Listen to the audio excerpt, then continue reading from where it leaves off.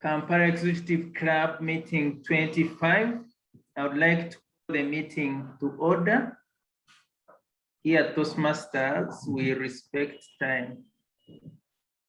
So thank you very much, dear members and guests, for being a part of this meeting. Your attendance today is very much appreciated. In particular, I would like to welcome and thank our guests for making it to this meeting.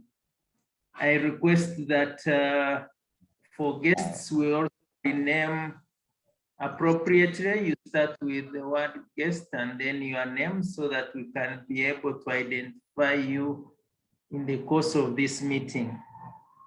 We also request our guests to post your details, your name, email address, and or phone number in the chat so that our Vice President's membership can be able to keep in touch with you and update you with any information you might need relating to Kampala Executive Club. I have just a few announcements to make before we dive into the core part of this meeting. My name is Gilbert Rutebemberwa. I'm acting as your president today. Otherwise, I am the district program quality director.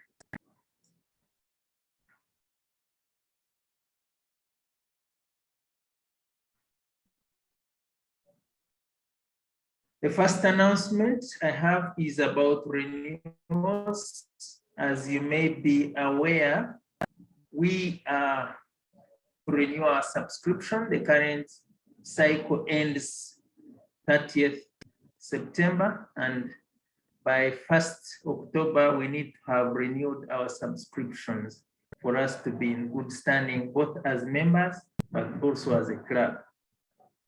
Our fee is 230,000 for continuing members and 280,000 Uganda shillings for new members. For that would also include the one-time membership fee. So feel free to contact our treasurer and make that payment in the course of the week. The second announcement is about our contests. The club contests have started. They started at the beginning of September throughout the district, and we request all members who would like to participate in those contests. We have 4 categories: the international speech contests, the speech evaluation contests, table topic contests, and humorous speech contests. So if you are interested in participating or delivering a speech as part of the contest, please register with our Vice President Education at the earliest. I would like now to take just 2 minutes to request any 2 guests at this meeting to please unmute, greet us and tell us where you are coming from and what you expect from this meeting. We are allocating you just 30 seconds to do that. Any 2 guests willing to greet us before we start. This is a rare opportunity, so grab it, don't let it pass by. Any guests who would like to use this opportunity, please unmute.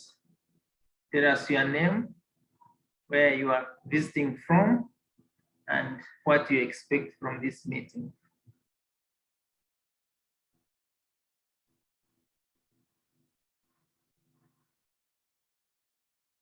Okay, in case we do not have any guests that is ready at the moment, we shall proceed and then come back to you at the very end of the meeting.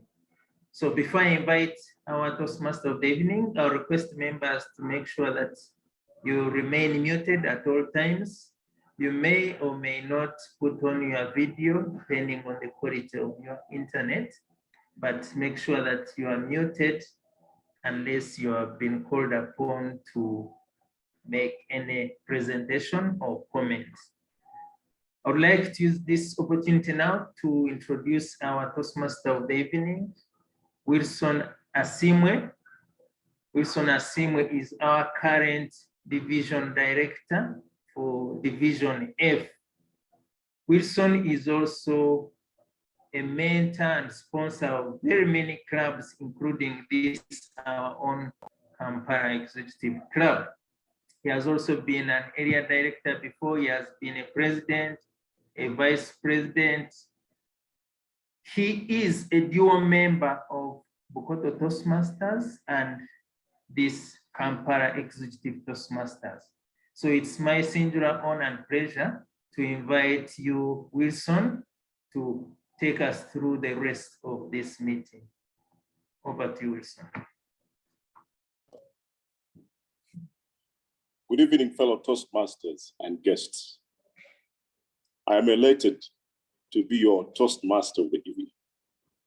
This is a very special meeting because we have so many activities that we're going to go through. The theme of today's meeting is our biggest enemy. I was reflecting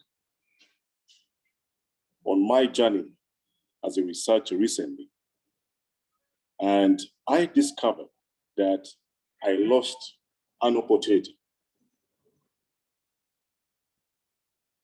in 2014. I had established a very exciting consultancy firm called Center for Social Research. After serving as a senior research fellow at Makerere University for a decade, I'd been trained, I'd been prepared by the best research professors. And between 2010 and 2014, we made so much money. We got so excited, we had a lot of energy because we were young and we had been trained by the best. And so many clients were looking for us to do their work. Around 2014, we became complacent because before that, we're being handpicked by some clients because of the good work we're doing. But then complacency affected our progress. Clients started looking for different consultants because we were not performing the way we used to perform at the start. And so it took us 4 years, ladies and gentlemen, to get back to where we wanted to be. Donald Trump, in his book, How to Get Rich, he writes that in the early 90s, they almost lost their empire, business empire. We know that they're so rich, but complacency almost affected their business. And then he swore never to be complacent again.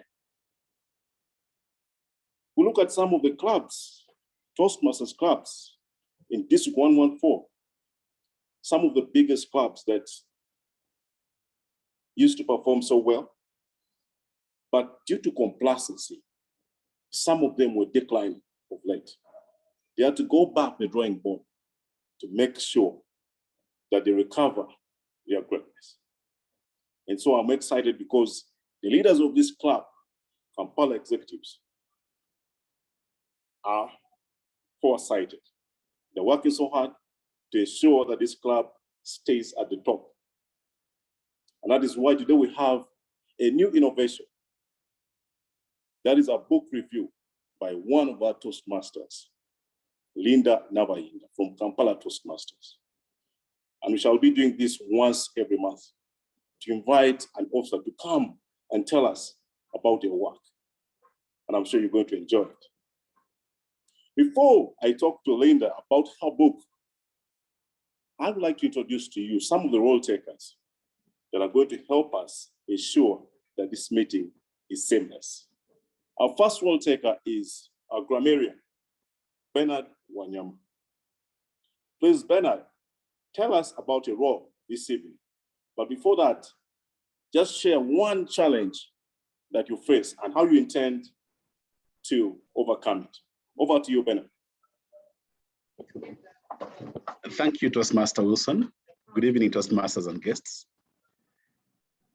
The single challenge that I would like to share today is that of being overwhelmed with tasks and deadlines. And it took me back to the drawing board to think about how I could perform better and respond to that challenge. My resolution or my way forward is to take it one day at a time, to prioritize, to focus on the most important and the most urgent, and work through the list of priorities. Thank you, Toastmaster Wilson. And now I will go to my role for today. As grammarian, it's my responsibility to pay attention to all the speakers, be it a prepared speech or a role taker, and I'll listen carefully to the use of the English language. I'll be noting any improper use of English language, and I also look out for great sayings, great language construction, quotes, sayings, or any other commendable use of the English language. I will now go ahead to introduce the word of the day, which I will share just now.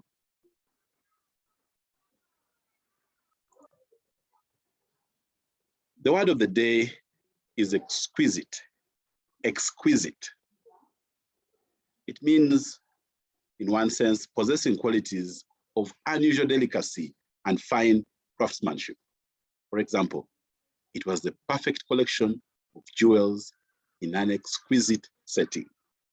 It could also refer to something that's extremely beautiful and pleasing. For example, she turned up dressed in an exquisite gown. It also has a meaning that is associated with intense or sharpness in feeling. It could be used as exquisite pleasure or exquisite pain. I encourage you to make use of the word of the day and to share with us beautiful words, beautiful quotes, and beautiful figures of speech. Thank you, Mr. Toastmaster. Thank you, Toastmaster Bernard Wanyama, for that word of the day and explaining your role. I can promise you that this meeting is going to be exquisite.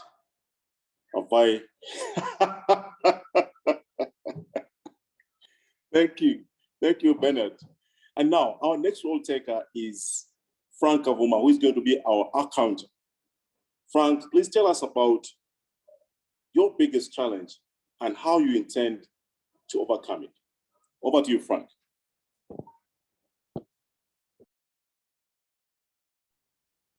Thank you, Toastmaster Wilson. My biggest challenge has always been pressure, working under pressure that results to making errors at the end of it all. And how I intend to overcome that is taking on a task at a time and understanding that pressure does not yield any results. So I have learned how to keep myself calm when I'm handling my tasks. Thank you so much. Tonight, I'm going to be the accountant, and my role as the accountant is to note any use of filler words. These words may mean for the guests, such words like as, and, well, but, and you know. Then I also keep note of the clutch sounds used in our speeches. These sounds are R, and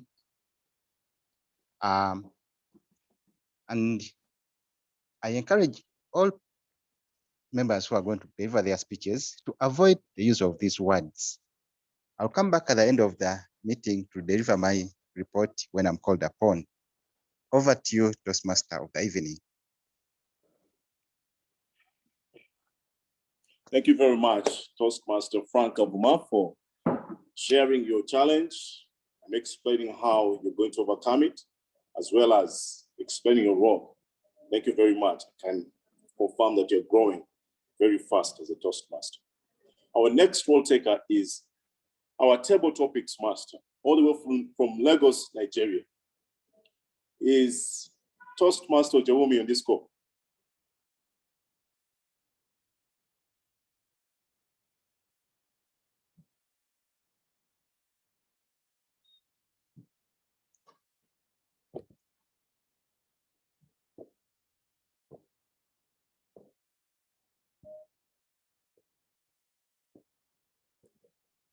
Okay, it seems Toastmaster Jawumi is not with us. We shall get back to that role later. But we have our general evaluator, who is none other than Patricia Nanteza. Patricia is our Area 18 Director, District 114. Please, Patricia, tell us about your biggest challenge and how you intend to overcome it before you explain your role. Over to you, Patricia. Thank you so much, our Toastmaster of the day. One of my biggest challenges is time management, but I realized why sometimes I don't manage my time because I do not know how to say no. One thing I've learned to do, or I'm yet to start doing, is saying no, especially if I see that I'll not meet the deadlines. I'll do it without offending anyone. Thank you. My role as general evaluator at this meeting is to monitor the proceedings of this meeting from start to finish. I'll be looking out to all speakers' preparation, organization, and enthusiasm as they speak. I will deliver a report at the end on my findings.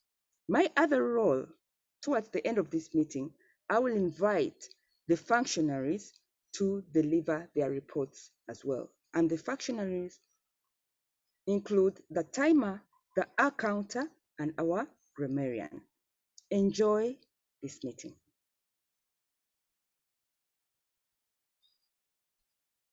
Fantastic. Thank you very much, Patricia, for explaining your role this evening. And now, is Linda Navaid on this call? Yes, I am. All right. Thank you very much, Linda, for accepting to share the secrets of your book. And before we go into the speeches, I would like to have a conversation with you about your book. Let me first introduce Linda before we start talking about her book. Linda Navaid is a microbiologist who turned into a customer experience professional for the last 19 years. She holds a Master's of Finance in Management from Uganda Management Institute. She has attained the Competent Communicator and Leadership Award from Toastmasters International, and she is currently a senior executive at a leading telecom company in Uganda.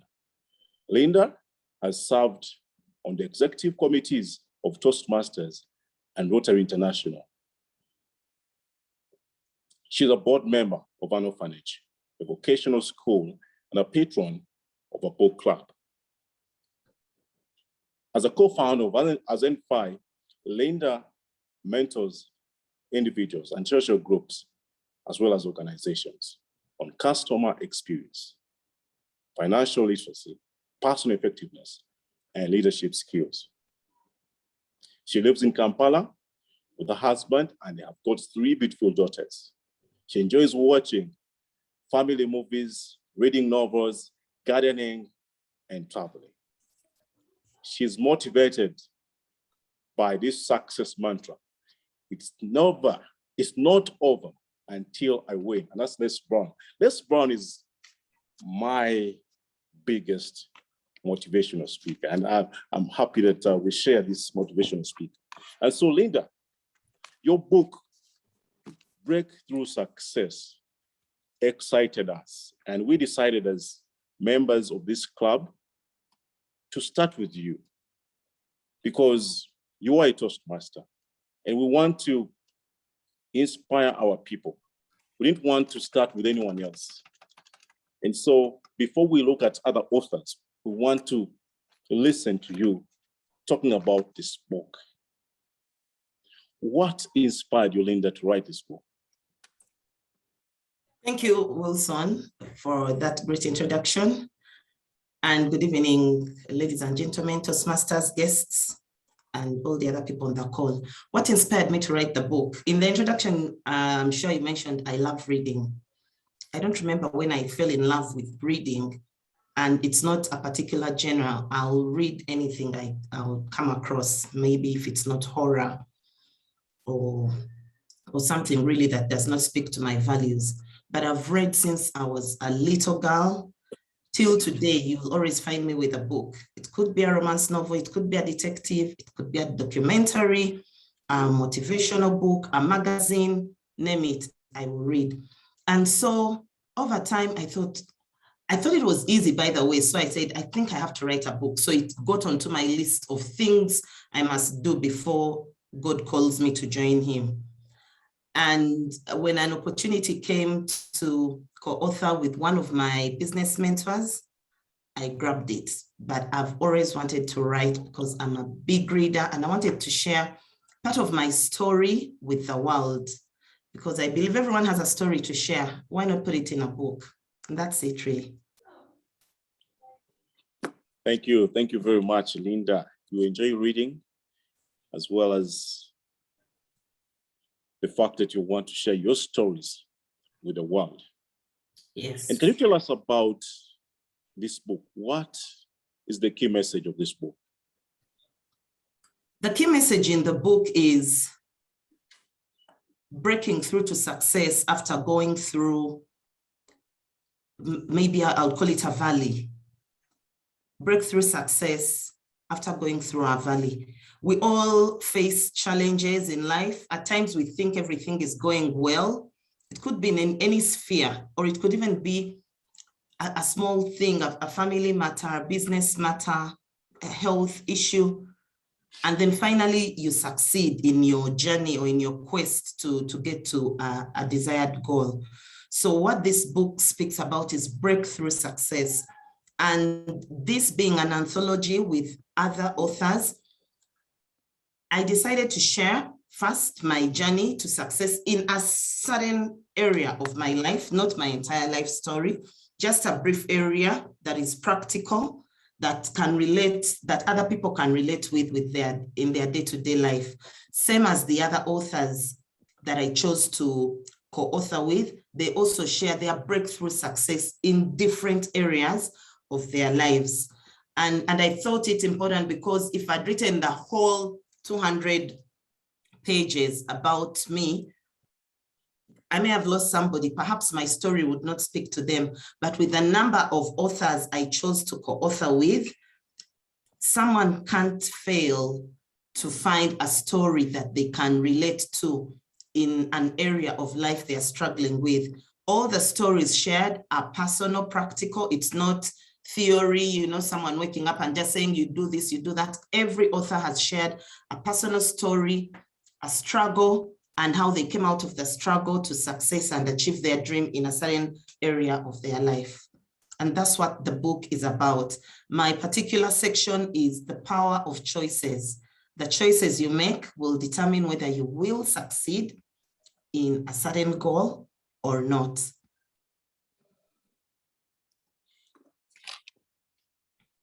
Yes, Wilson. Fantastic.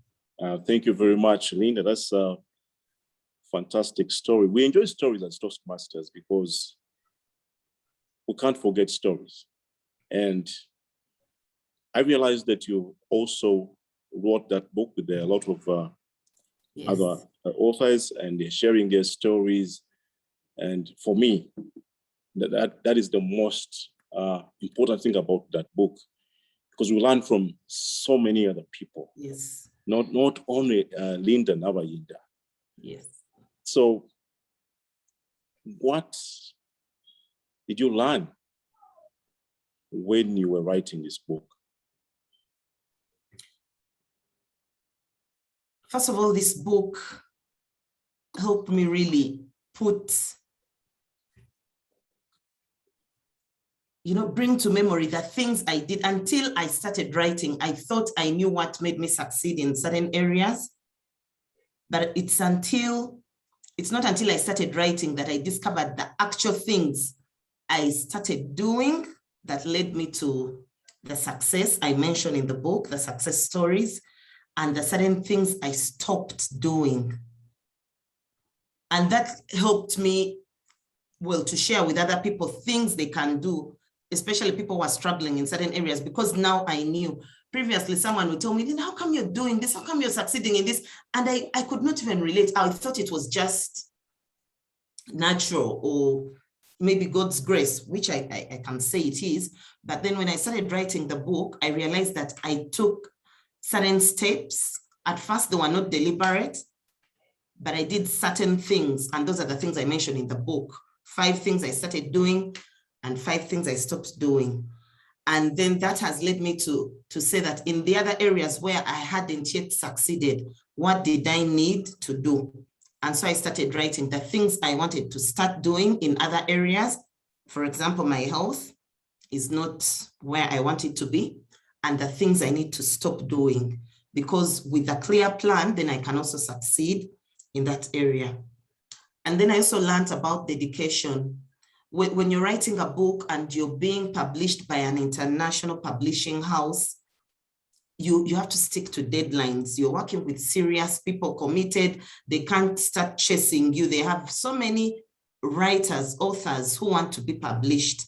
So it taught me dedication. If I was to submit perhaps the title or my picture for the cover by a certain time, I had to do that. So it taught me dedication, being committed to my goals, and really to summarize, when a publisher tells you your book is this number of pages, you cannot say, oh, me, I have a lot to say. I've lived all these 40 plus years, so I have 1,000 pages. When the publisher says, no, the book is this number of pages, and then you learn to listen to experts. So I learned a lot from just writing this book: dedication, listening to experts, learning to summarize. It's not saying a lot that means you're saying sense, but you can just keep it brief, concise, and you get the message home. So those are some of the lessons, among the many others, that are my takeaway from writing this particular book.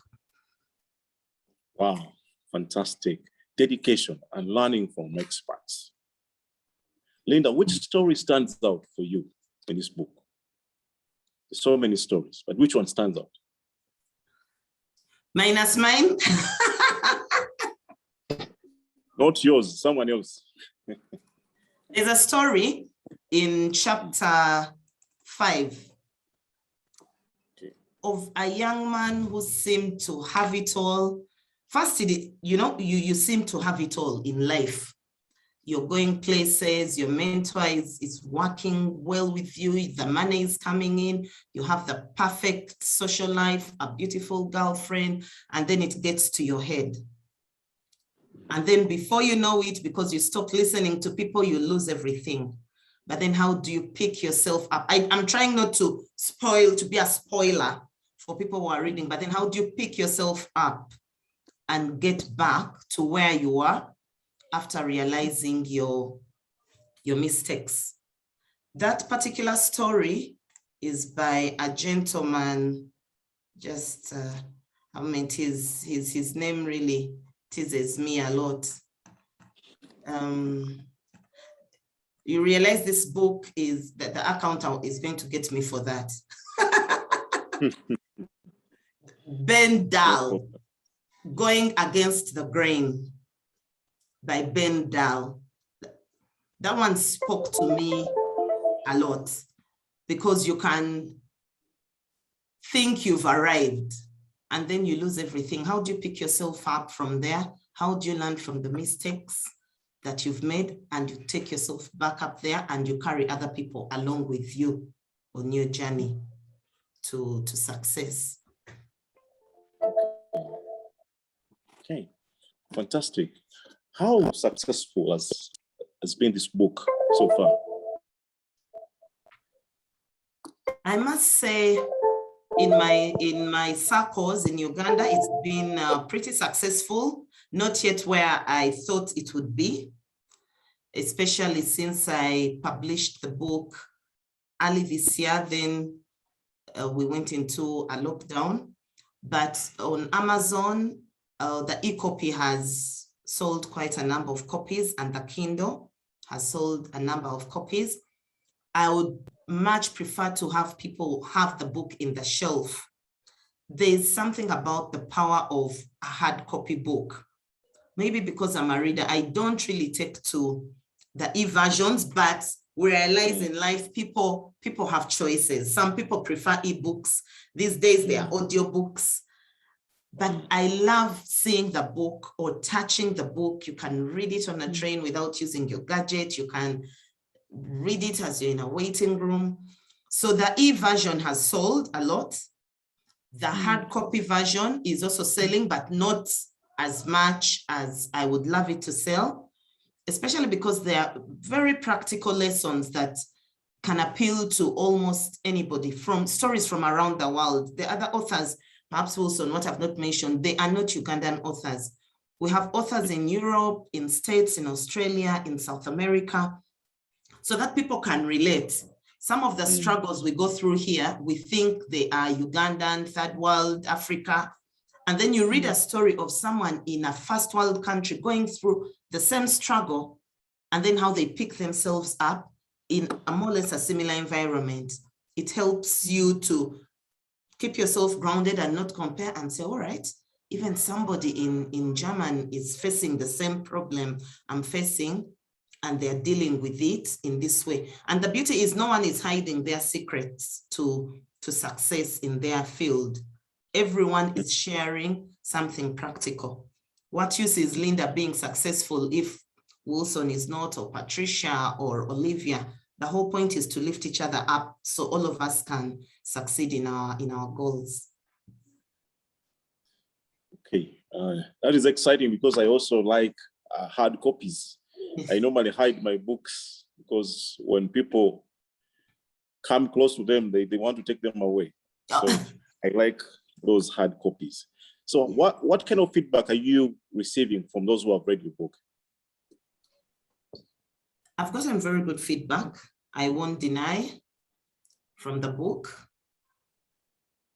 especially about the lessons I shared. I shared the 5 start things I started doing when I went through the valley that I went through. I shared a story of how I thought everything in my life was going well. People were praising me. And I was also enjoying that boom from people. Oh, you're doing this, you're successful, you're in this, you're in that. You're President Toastmasters. I was all over the place.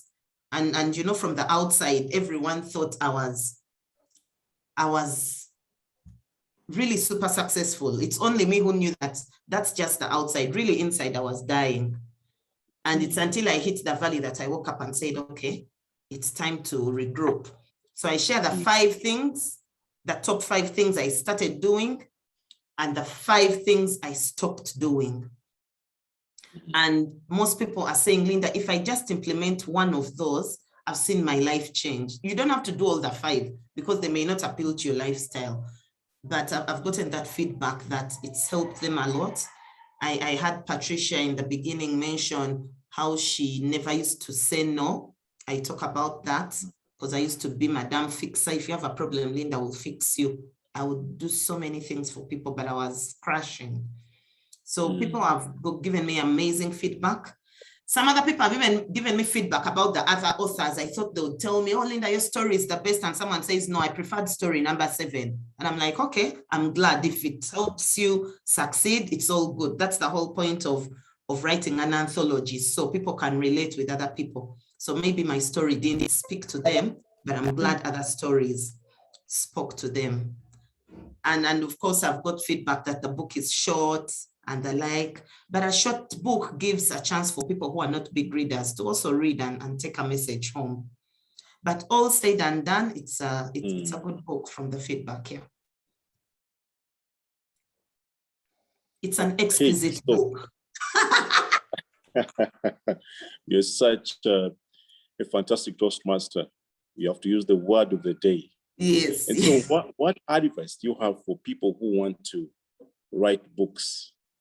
I have drafts. I think I have 4 drafts and I'm struggling to even publish one book. Please advise us.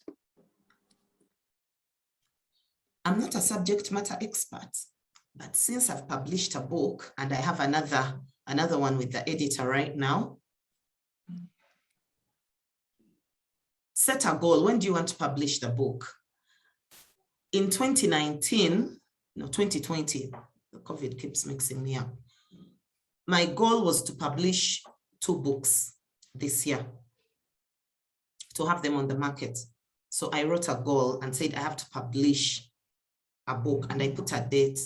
Then I put steps on what I needed to do to publish the book, because there are different stages. I needed an editor.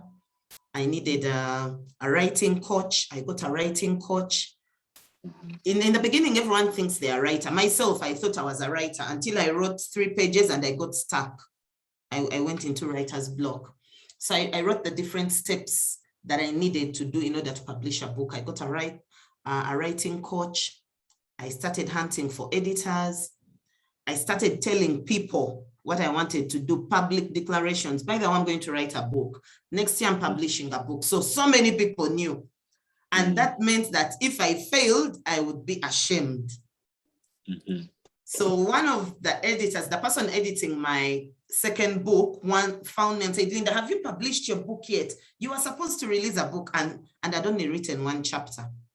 So she started putting me under pressure. So at times telling people who matter, people who want to see you succeed, about your goal, who can hold you accountable, helps. You could go on social media and say, by this date next year, my book will be out. So you'll be put under pressure to really focus on your goal and get it, done. So Wilson, I'm looking forward to your book.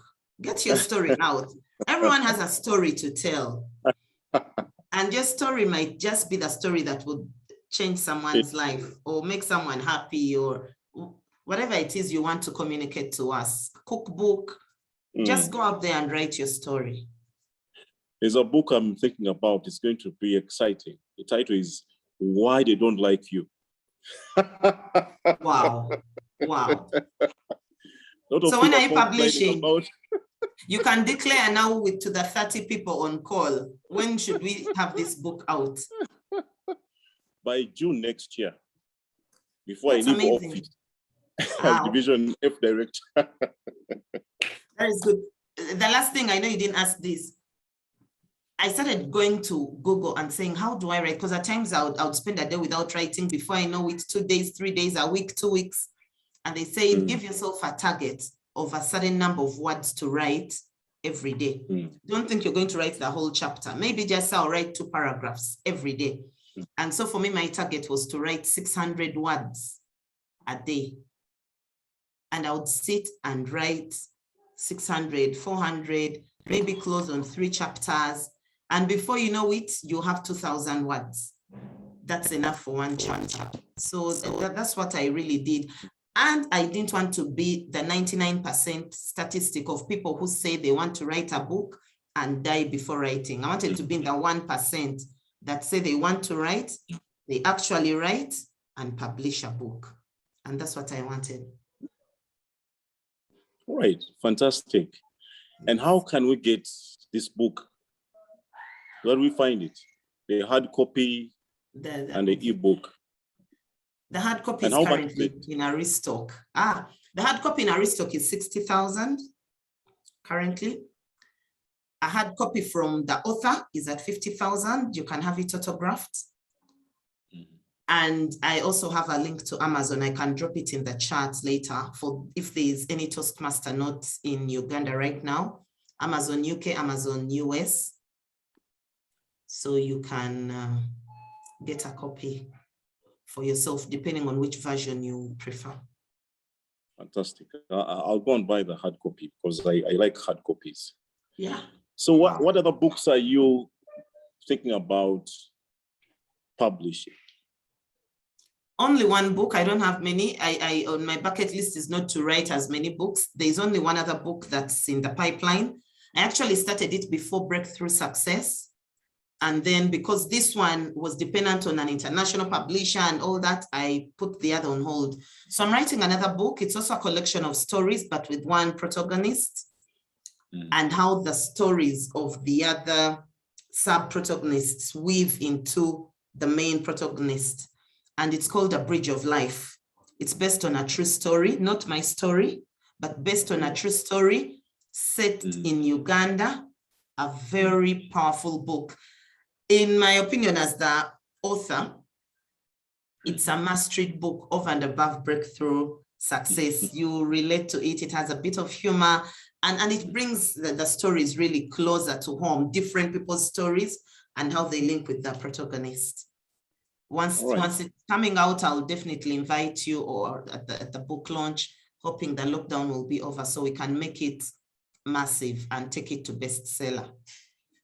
All right, thank you, Linda. Our time is up, but I would like to request one or two people to ask you 2 questions, because if I don't do that, I will have cheated them. So members in the audience, can you please ask Linda a question? I'd like to request my colleague Brenda Asiimwe to read out those questions that are being asked. Brenda, are you there?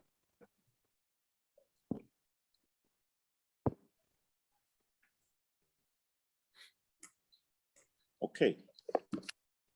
Seems there are no questions. What's a question to ask? Hi, Wilson. I'm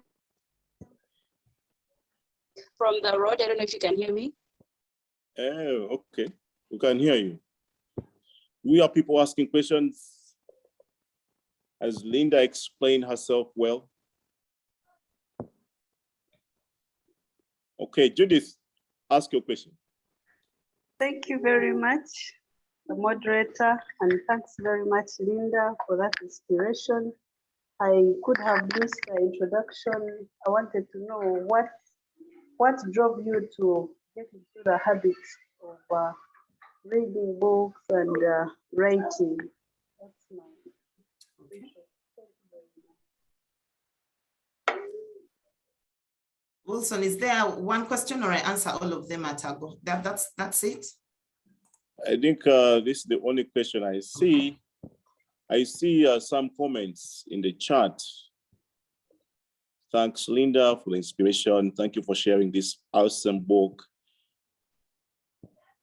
Somebody said Toastmaster Lawrence Namali can help us publish our books.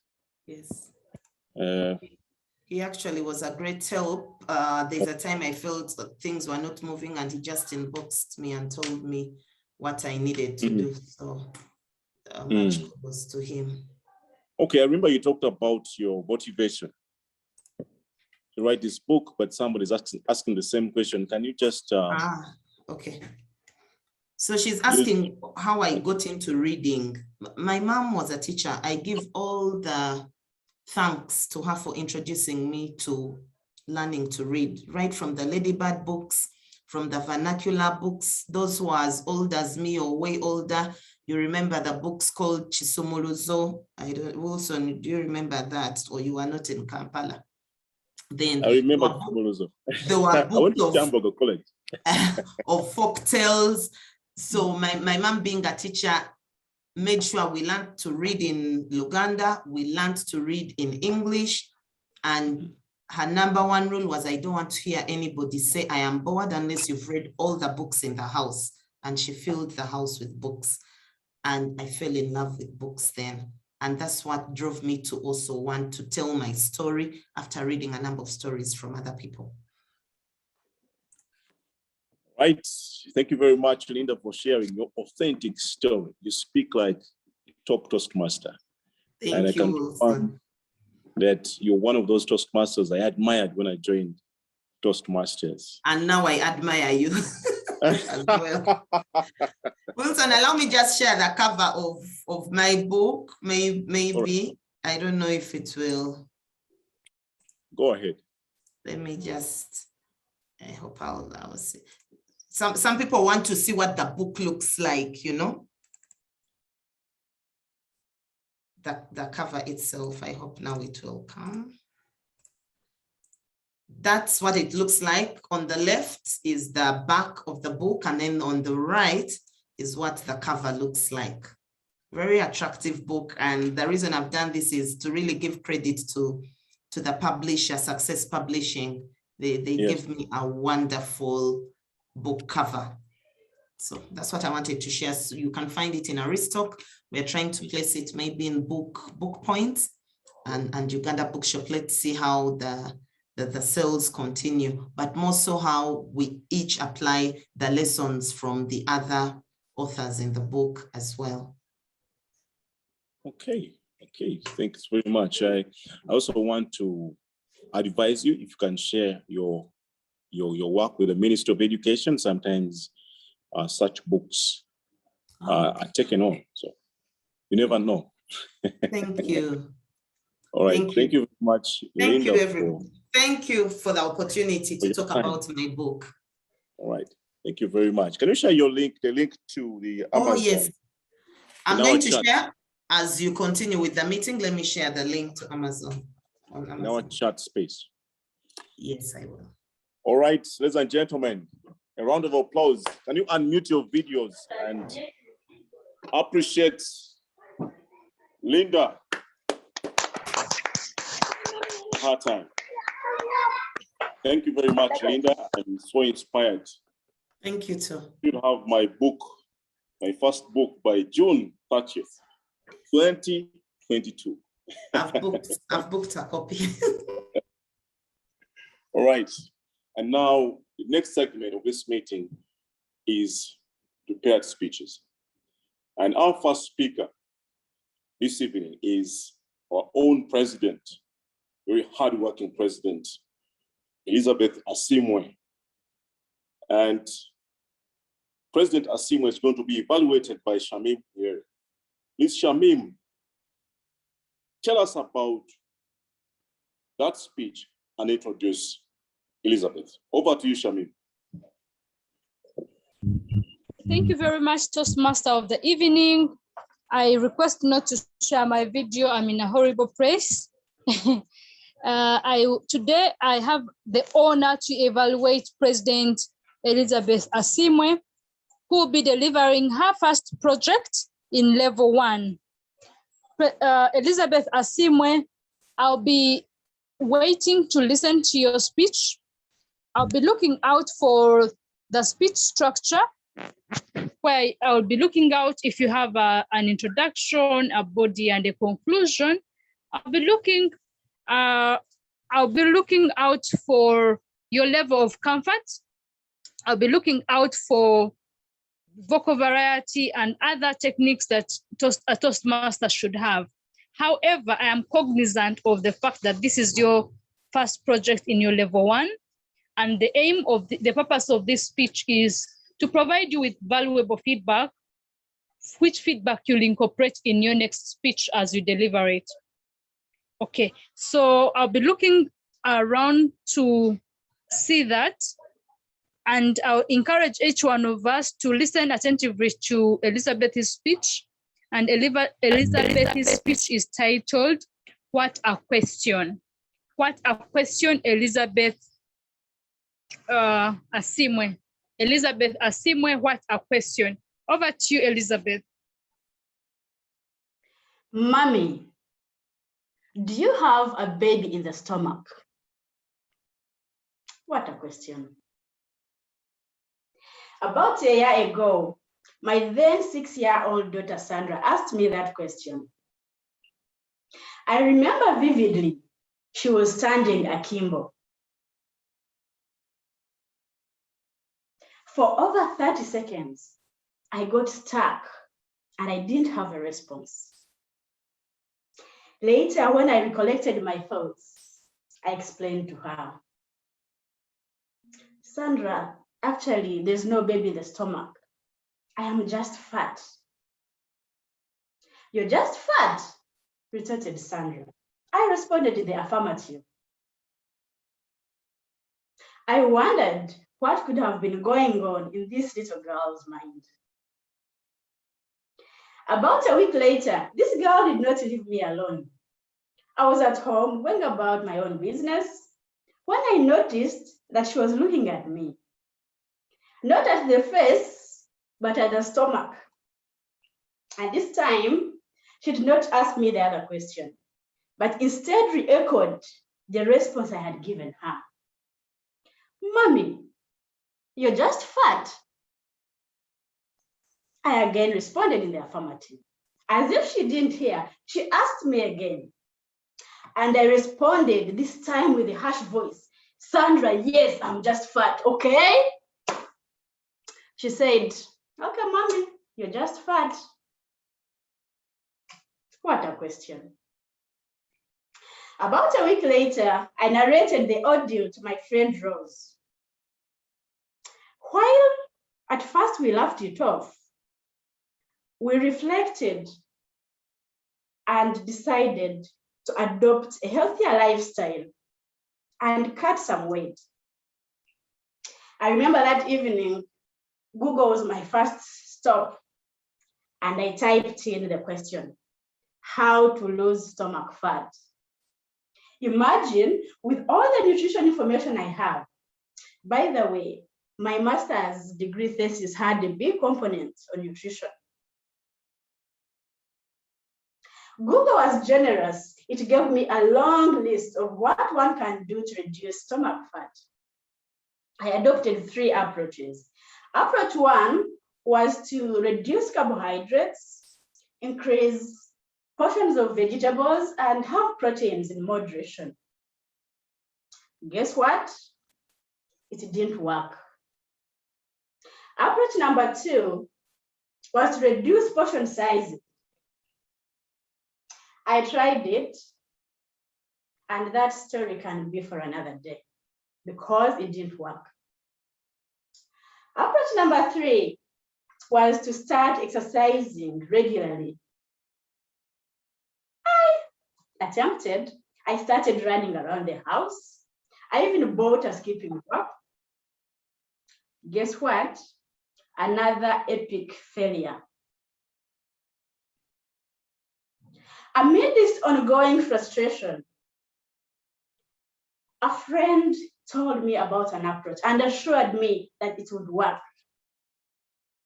She said, Lisa, akakombweni kaza kukorera. Meaning, Lisa, this approach will work. And guess what it was? Using food supplements. These supplements cost me an arm and a leg. Guess what, Toastmasters and guests? They didn't work for me. About a month later, I saw a post on social media advertising a fitness program, which I happily enrolled to. This program had a package of a prescribed menu, integration with exercise, and peer accountability. 3 months into the program, I'm happy to tell you that things are changing. From a body mass index of 30 down to 28, I notice a change, and the feeling is exquisite. By the way, the ideal body mass index of an adult is 18.5 to around 24. Along the way, I've learned lessons. Lesson number 1, and the major lesson, is persistence. Persistence is key. And as Robert Collier said, success is the sum of small efforts repeated day in, day out. And as we all know, they say that a journey of 1,000 miles begins with 1 step. I'm happy that I took the first step, and I'm optimistic that I'll cover the 1,000 miles.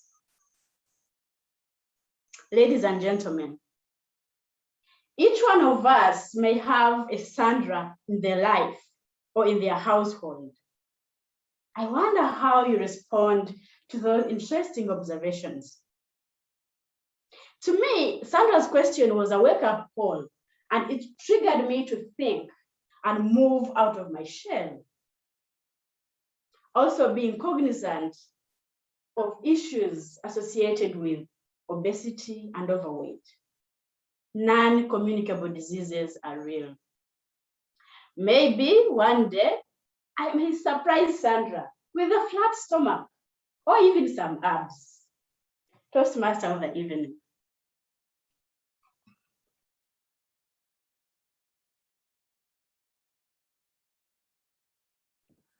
Thank you very much, Madam President, for that exciting speech. Can you give her a round of applause, please? Unmute and appreciate Elizabeth Asiimwe.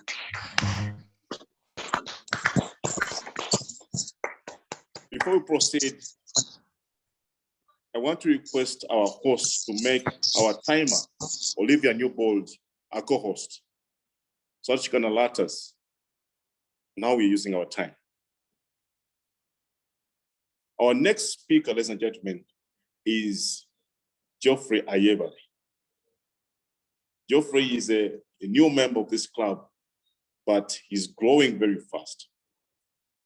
And that's why he's speaking after just his first speech. That was his icebreaker. Geoffrey is going to be evaluated by Timothy Kavuma. Please, Timothy, tell us about Geoffrey's speech and introduce him. Over to you, Timothy.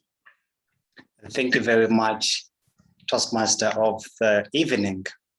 Good evening, fellow Toastmasters and guests. Tonight, it's my humble privilege and pleasure to be evaluating Geoffrey Ayebare. He's going to be attempting his first speech after the icebreaker. And the purpose of this project is for a member to deliver a speech about any topic of their choice, receive feedback, and incorporate the same feedback into either the very speech or another speech. And the purpose of the speech is for you to just deliver the speech and receive feedback. The few things that I'm going to be paying keen attention to, and they will include your speech structure. I'm expecting a speech that should have an introduction, a body, and a conclusion. After that, I will look at your speech delivery, how you use your body language, how you use your voice, in case you are planning to use vocal variations. In addition to that, I will pay attention to your audience awareness and other aspects of a good public speaker. You are expected to deliver this speech in 5 to 7 minutes. And the title that Geoffrey has chosen for his speech tonight is The Pleasure of Numbers. The Pleasure of Numbers, Geoffrey Ayebare. Geoffrey Ayebare, The Pleasure of Numbers. Over to you, Geoffrey. The pleasure of numbers. Let's try to imagine if there were no numbers at all. What am I talking about? Would there be no plural of anything? Would there be one person? Would there be one tree? How would that be? This is the question of numbers. I have fallen in love with numbers for as long as I can remember. And numbers bring a lot of joy to me. They are actually exquisite. Every time I look at numbers, every time I think about numbers, every time somebody quotes a number, I'm like, wow, look at that. Sometimes I think about myself like a child who is surprised to see something new. For me, numbers are always new. I remember one time there was a survey that was being done by a local media house. The interviewer, among the questions he asked me were, why do you buy newspapers? And with no second thought, I told this guy, Sudoku. Sudoku is a numbers puzzle. And this particular paper didn't have Sudoku. And to my surprise, they soon included it in their leisure pages. Let's look at the other uses of numbers. For example, the time of this conversation or this meeting is recorded as a number. The attendance is recorded as a number. The cost is recorded as a number. And all these, whenever I look at them, whenever I think about them, I beam. They are very lovely. I know it is very confusing to some people, but that's what it is, as far as I'm concerned. I am very sure that many of us interface with numbers when it comes to money. And that is when numbers become very exciting to the majority of people. But for me, they are exciting all the time. Let me tell you something. I strongly feel that numbers rule this world. Remember the 42 days of lockdown? Some of you have already got the 2 shots of AstraZeneca. How many months is a pregnancy? Try to imagine the 529 members of parliament. A few days back, we were listening to the news and would see that the hospital bills are skyrocketing. Some 30 million, 100 million. I even heard of a 400 million. These are numbers. My obsession with numbers, however, has had a lot of downsides. Conversations become quite boring because I want to incorporate in numbers. No one likes the numbers. I truly think sometimes I'm running insane. And no wonder, I would say somehow I'm a recluse because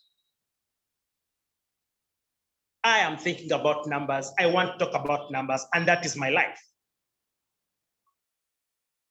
While in school, I had a complication because I was always playing around with numbers, and I actually forgot to study and read many other things.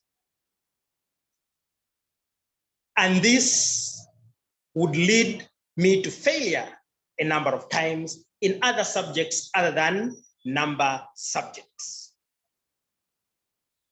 However, on the bright side,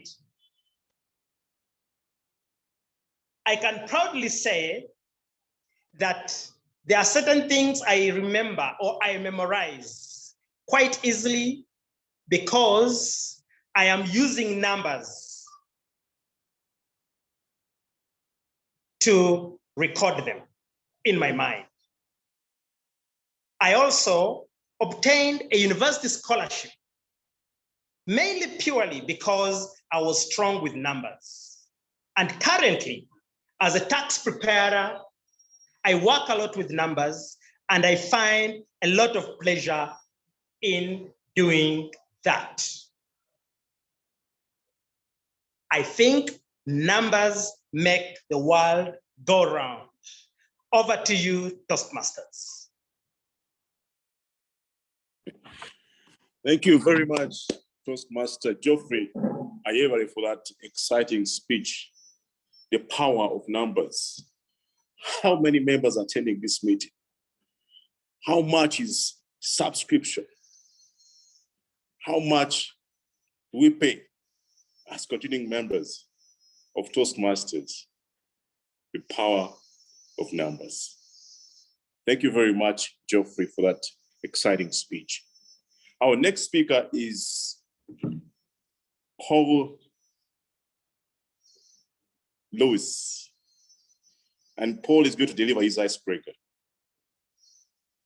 In Toastmasters, when somebody is going to deliver his icebreaker, his or her icebreaker, we stand up and acknowledge them. So those of you who can stand up, who can use the emoji, do so as Toastmaster Hope Kansime introduces Paul Lewis. Over to you, Paul. Toastmaster of the day.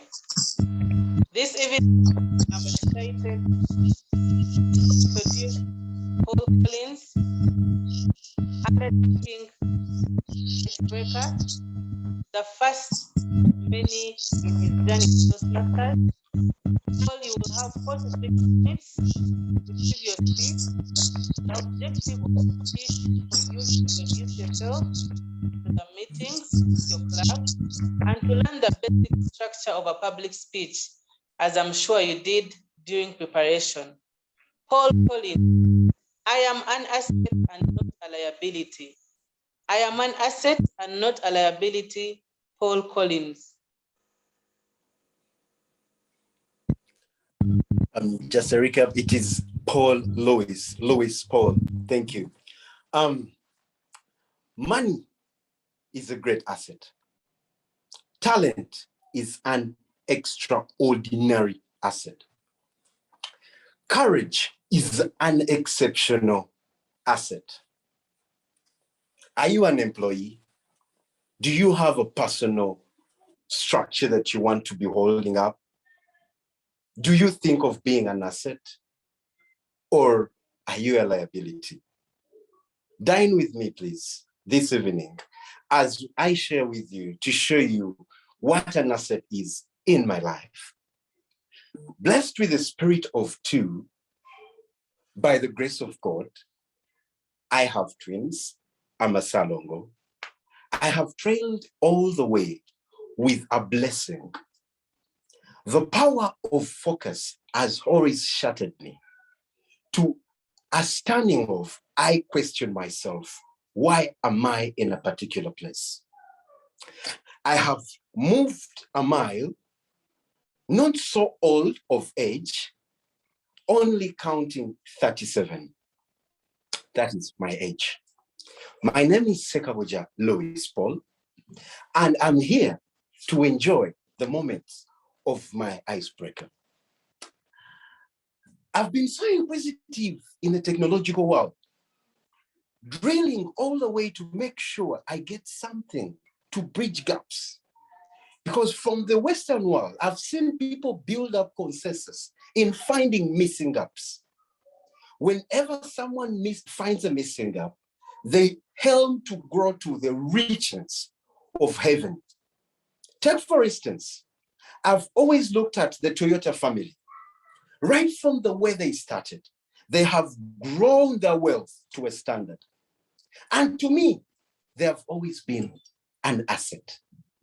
I took it down to a level of an employee, thought wise to rhythmically think, how can someone stay in a position without being touched at all?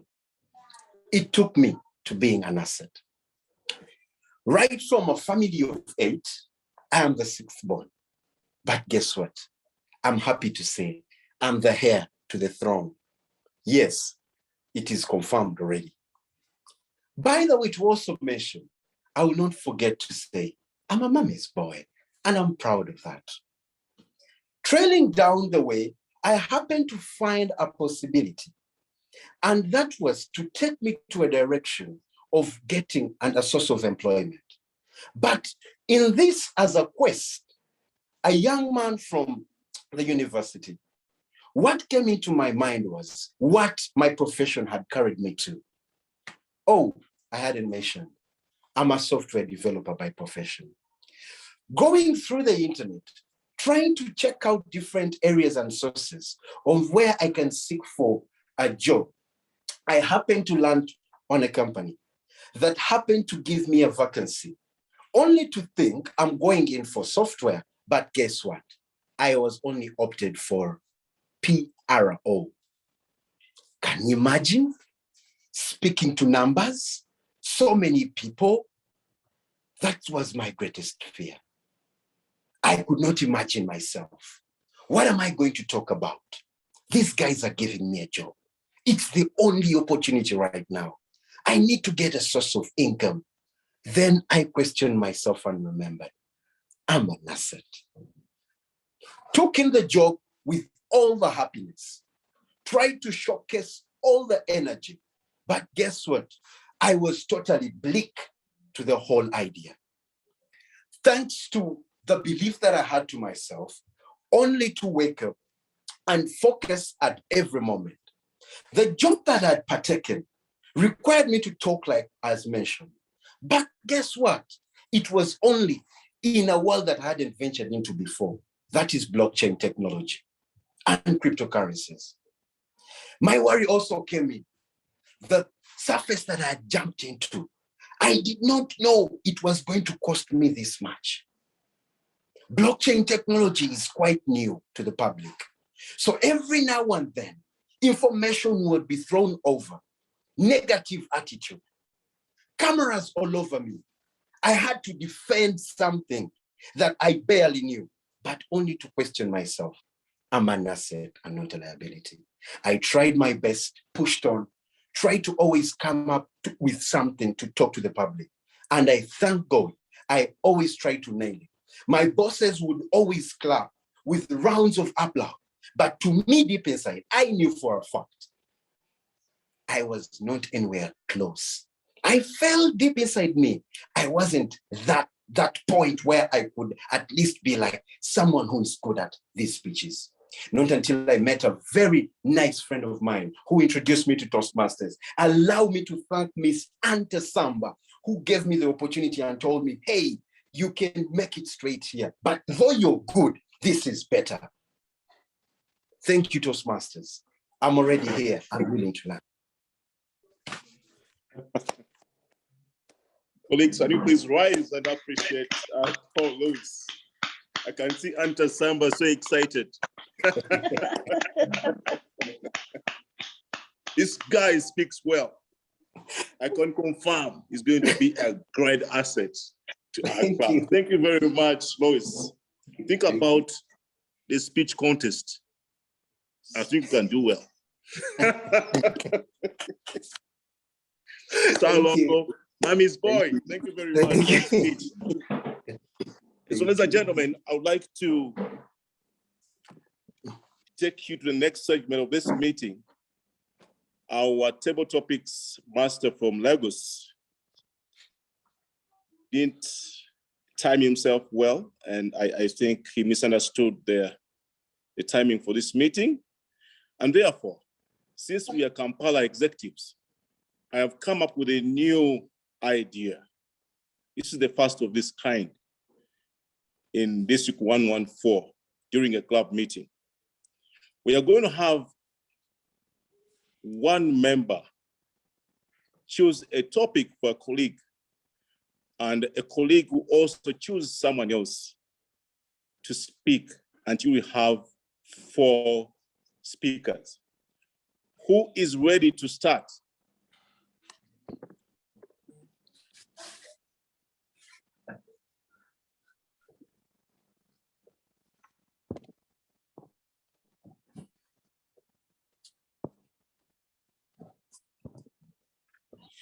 Do we have a volunteer? A volunteer will take on my question, and then he or she will ask the next person a table topic. All right, I have my friend, good friend from Division B. She's a Division B director, Jenny Mule. Thank you very much for attending this meeting and accepting to take on my topic. And your table topic prompt this evening, Jenny, is what do you intend to achieve before the end of this year? What do you intend to achieve before the end of this year? Jenny Mole. Toastmasters and guests, what a large question. Oh, I plan to do exquisitely by the end of this year. You see, I am a Toastmaster. And not only am I a Toastmaster, as you have heard, I am a division director. As though that is not enough, Toastmasters and guests, I am also the president of Kikuyu Town Toastmasters. So what do I plan to achieve? Number one, I plan to be a distinguished Toastmaster. Oh yes, I have already completed 2 pathways. I have been a club sponsor, I have been a club mentor, and I'm now working on my project. Toastmasters and guests, as president of Kikuyu Town Toastmasters, I am planning to make sure we end exquisitely. As president distinguished, I am hoping to achieve a very excited club with very excited members, people who come running to the meeting, wanting to participate and do whatever needs to be done. In short, Toastmasters and guests, I plan to achieve just being the best I can be as a Toastmaster. And of course, we all know that whatever we attain here, we take to the world and shine out there. So, Mr. Toastmasters of the day, I will be exquisite as I can be, and I will function as a Toastmaster both here and out there. Over to you, Mr. Toastmaster of the day. Thank you, Jenny. That's a confident Toastmaster, using the word of the day twice in a speech. Thank you very much, Jenny Mule, for that exciting speech. Before we proceed to the next speaker, I would like us to vote for the best prepared speaker. We had Elizabeth Asiimwe, we had Geoffrey Ayebare, and Paul Ssekabojja. Are we going to launch the polls? Are we able to do that this evening? I request that we proceed to the next speaker so that we allow time for the polls to be set up. All right. Jenny Mule, are you able to select the next speaker and a question from you? Yes, Mr. Toastmaster of the day, I can give a question. And my question is, following closely to the question asked by the Toastmaster of the day, my question is, what are those 2 things that you definitely do not want to happen by the end of this year? 2 things that you definitely do not want to happen. And my question goes to, did I see Evans O or who? Let me just make sure. Hope O. My question goes to Hope O.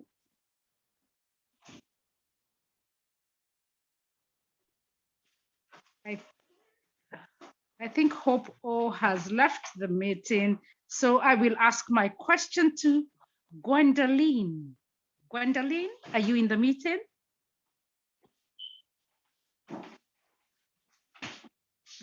Either Hope O or Gwendoline, whoever comes on stage first. Okay, moving quickly along, let me try Rita Muima.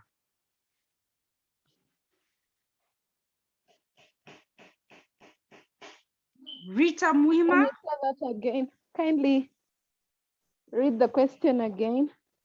Absolutely. My question to you, Rita, is what are those two things that you do not want to happen by the end of the year? Two things you do not want to happen. Over to you. Two things that I don't want to happen by the end of this year. There's a saying that goes, what you don't want to happen is what actually happens to you. So I'm learning to face my fears head on and not say that to myself anymore. Recently, there's something I had been scared of for as long as I can remember.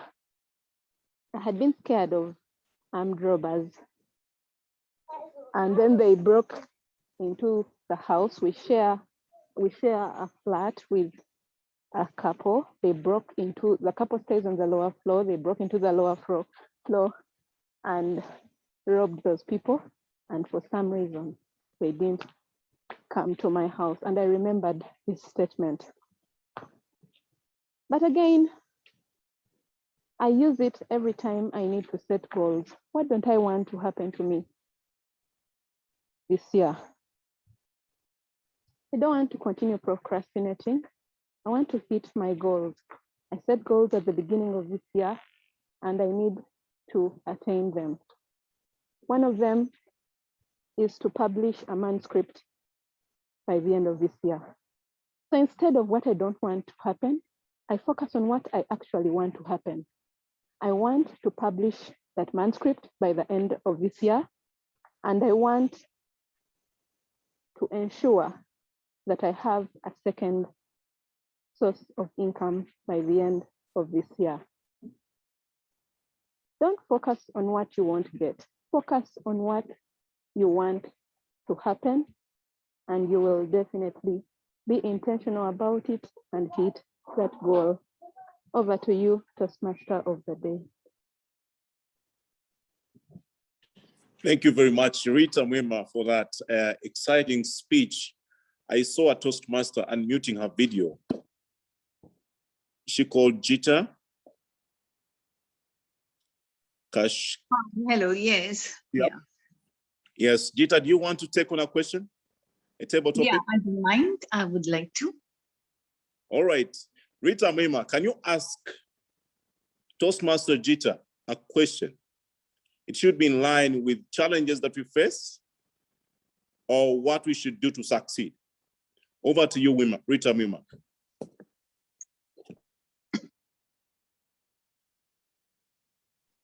Yes, another table topic in itself. So my question will be, what makes you stand out of the crowd?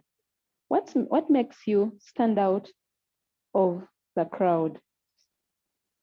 Over Thank to you Lisa. so much for the topic. Yes.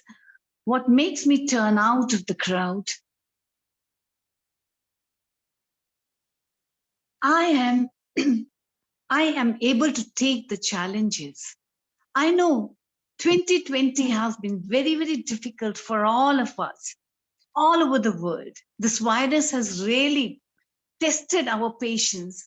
But what made me different here was that I could take the challenges positively.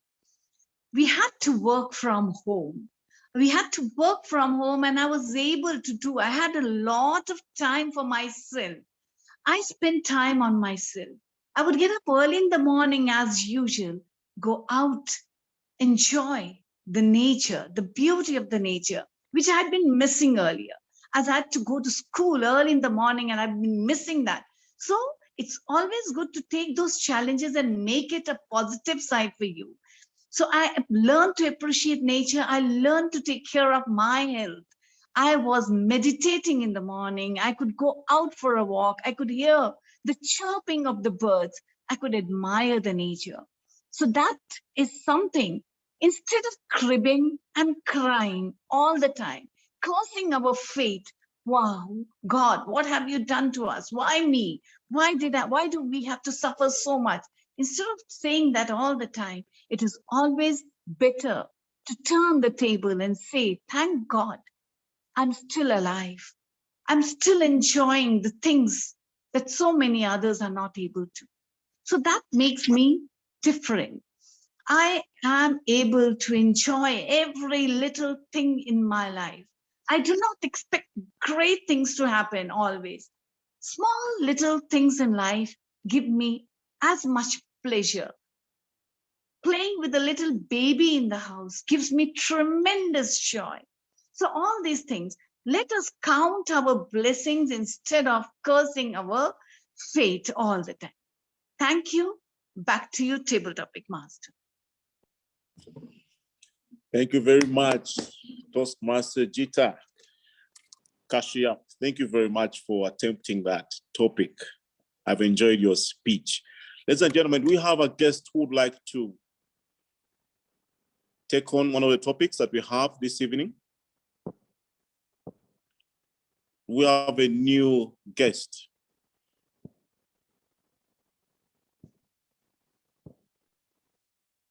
Can anybody volunteer? Let me know.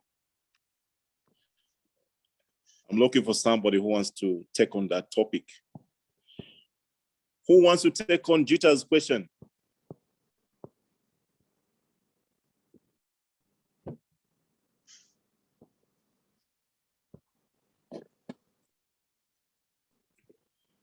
Okay, just choose a member. I will take it on. Okay. Okay, thank you very much. Over to you, Jita. Okay, the topic for you is the most embarrassing moment of your life in the year 2020. The most embarrassing moment of your life. The most embarrassing moment of my life in the year 2020 was when I was on the golf course. My trousers snapped and I was too far from the changing rooms, so I decided to just go with torn trousers until I finished my round. I was very embarrassed as I was playing with some men, but I took it in my stride to continue. I focused on my game and forgot that the trouser was torn. And during the break, I went and I changed my trouser. That was the most embarrassing moment for me this year. Back to you, Mr. Toastmaster. What an exciting speech. Thank you very much, Nelly Ayodo, for that exciting speech. I want to remind you that we had 4 speakers. We had Jenny Mule, we had Rita Mwima, we had Jita Kashia, and Nelly Ayodo. So please choose your best Table Topics speaker. I want to remind you that Table Topics is a long-standing tradition in Toastmasters that helps us to hone our impromptu speaking skills, since we are always faced with table topics. And so I've enjoyed the topics and the speakers who attempted them. Toastmaster of the day, the polls are ready. Which one would you like to be launched first? Prepared speeches. All right. All right, you have Toastmaster Elizabeth Asiimwe, you have Geoffrey Ayebare and Paul Ssekabojja. Those are the speakers we had this evening.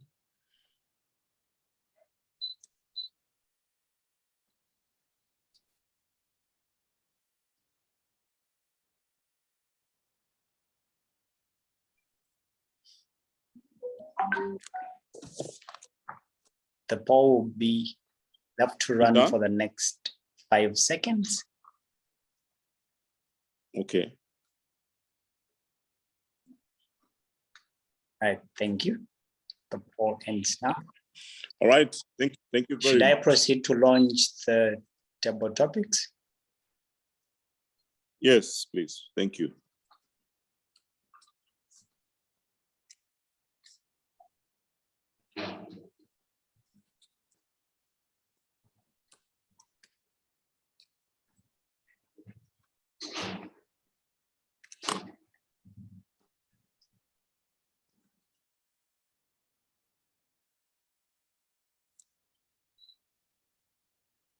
We have 10 seconds to go.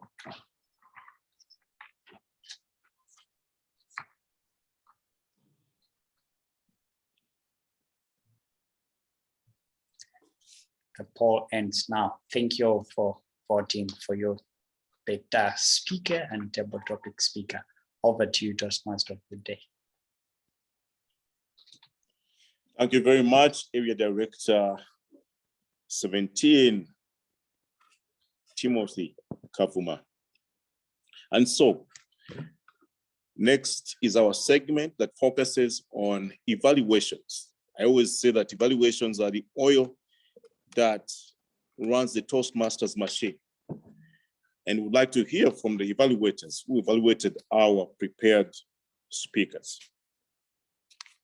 And the first evaluator was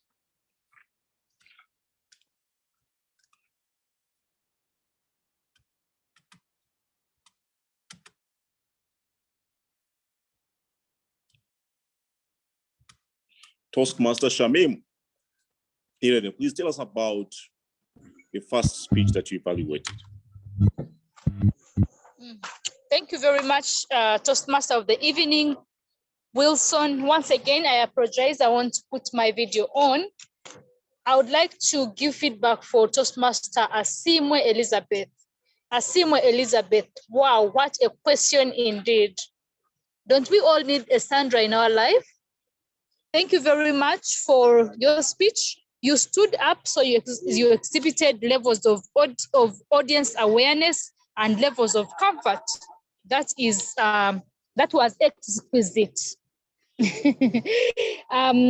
You shared with us your journey of Waitrose through Waitrose, but you started with a question. You asked, your introduction was so captivating. You shared the question your daughter asked you, "Mommy, do you have a baby in your stomach?" That caught my attention, and I believe it caught everyone's attention. So that was such a powerful introduction, which is really commendable. Your speech structure was really evident. We had a clear introduction. We had a formidable body. And then we had a conclusion where you told us that after going through this journey, you're taking it day by day, and you gave us a call to action, even though I could think you could better your call to action.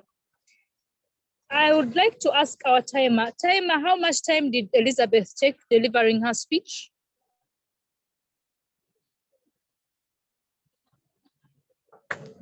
Timer?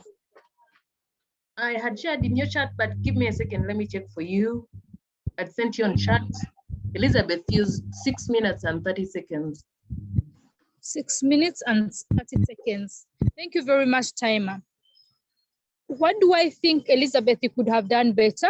Your speech was supposed to be between 5 minutes to 7 minutes. You were right within time, but I feel like you had a whole minute left. You could utilize that minute better. But all in all, I loved your gestures. I loved that you were so aware of the audience and you kept engaging us in a conversational tone. You had vocal variety. You repeated for emphasis. I loved your speech, Elizabeth. I just feel like you could work on your call to action so that it is clear. So I get out of that meeting and feel propelled to do something. All in all, it was a very good speech, and over to you, our general evaluator. Thank you. Thank you very much, Toastmaster Shamim Nirere. Shamim Nirere is the president of Uganda's first club, Kampala Toastmasters, and she is the past vice president of education. Thank you very much, Shamim, for that exciting and detailed evaluation of the first speech. Our next evaluator is Timothy Kavuma, who is our area director, 17, District 114. Over to you, Timothy, to tell us about the second speech. Thank you very much, Mr. Toastmaster of the day. The objective of Geoffrey's speech tonight was for him to deliver a speech about any topic of his choice and then receive feedback. And my feedback goes as follows. The pleasure of numbers. Wow, that was such a captivating speech title, one that I look forward being an individual that works in the statistics sort of business world. And I thought that that was an interesting speech title. There are very many things that I honestly loved about your speech, but for the interest of time, allow me share only 3 of them before the audience, and I'll share the rest under the shared evaluation report. The first one, you were energetic as you delivered your speech. Right from the beginning, when you said the first statement, the power of the pleasure of numbers, and your energy did not alternate. It kept on at the high end, right from the beginning of your speech up to the conclusion of your speech. I thought that was very well done, because energy helps the audience to keep alive while you deliver your speech. The second one was you excelled at the usage of storytelling. You told your story. You told us how your love for numbers started. You told us where it started, how it affected your school life, and where it has led you to be right now. I thought that that was clear and well done. The third thing was you used a personal story. Personal stories are very good for us to use as speakers because they enable our audiences to relate to the subject matter. And if we all know in Toastmasters, we are in the business of getting our wonderful speeches to be remarkable speeches.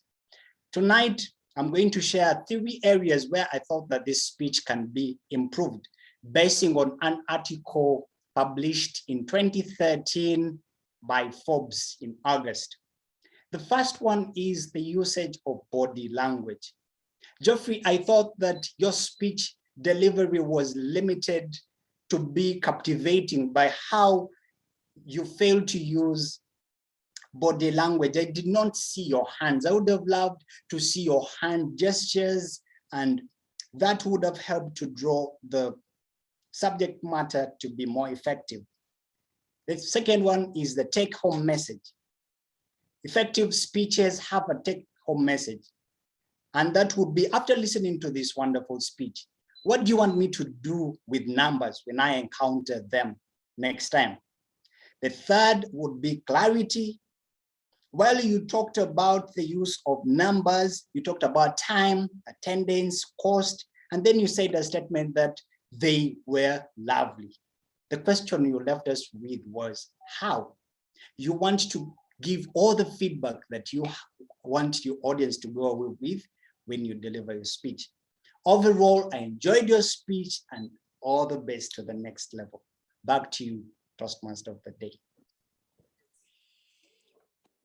Fantastic. Thanks very much, Toastmaster TMC for that detailed evaluation of Geoffrey's speech.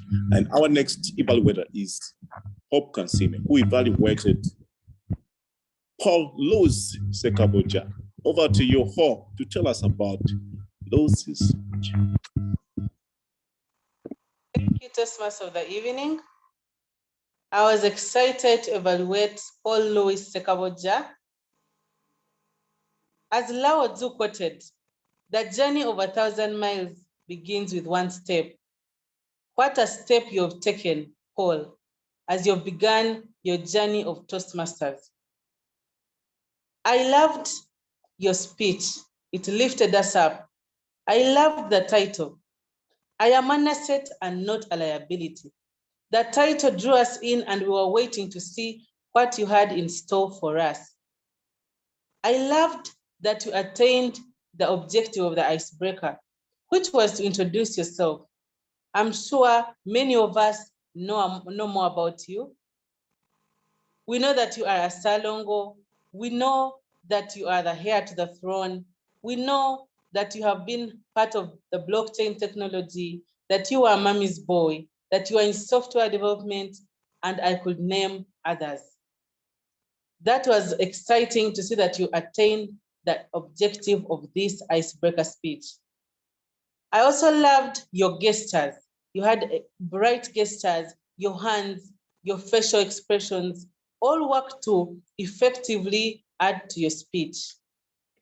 I felt that that really worked well with the speech and kept us engaged.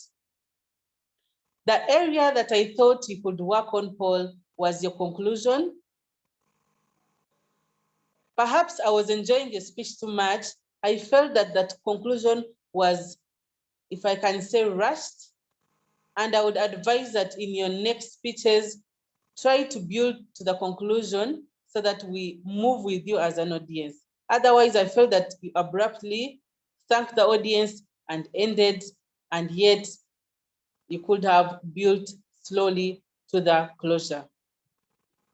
Otherwise, I loved the lighting. I love that you stood up to engage us. As an icebreaker speaker, you had the option to read your notes, and that is acceptable, but you never used notes, meaning you are free to engage us.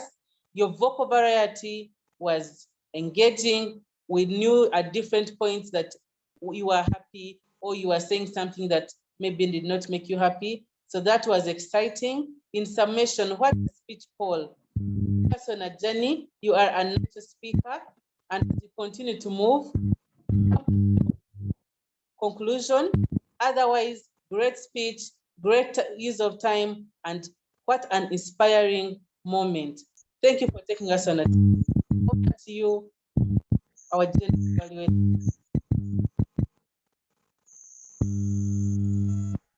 Thank you very much, Toastmaster Paul Ssekabojja, for that evaluation of Lucy's speech. I'm sure he's going to take into consideration your comments, and he develops as a Toastmaster.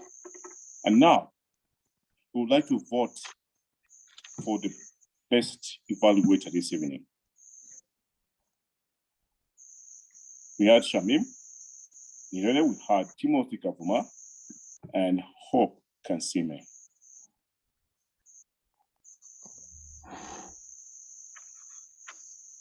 Super evaluators. Please alert us when our time is up so we can move on to the next segment. We have 10 more seconds.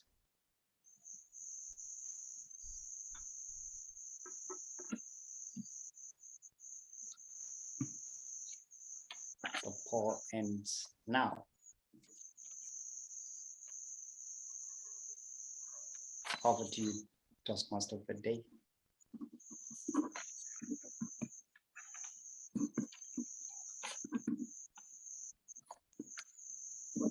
All right, thanks very much,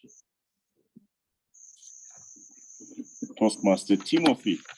And now, we would like to hear from our role takers and our Area 18 Director, my friend, our friend, Patricia Nanteza. Please take it on. Thank you once again, Toastmaster of the Day, for running this show. I must say it's an exquisite moment and meeting. We had 3 functionaries at this meeting, and it's my pleasure to invite them to deliver their reports. I will begin with the accounter. The accounter role is often looked at as a basic role, but it is an important part of the meeting, and especially to the speaker's learning curve. Our accounter this evening was or is Frank Kavuma. Frank Kavuma, take to the floor and let us know how we are doing in that section. Over to you. Thank you so much, Madam General Evaluator. I will deliver my report immediately.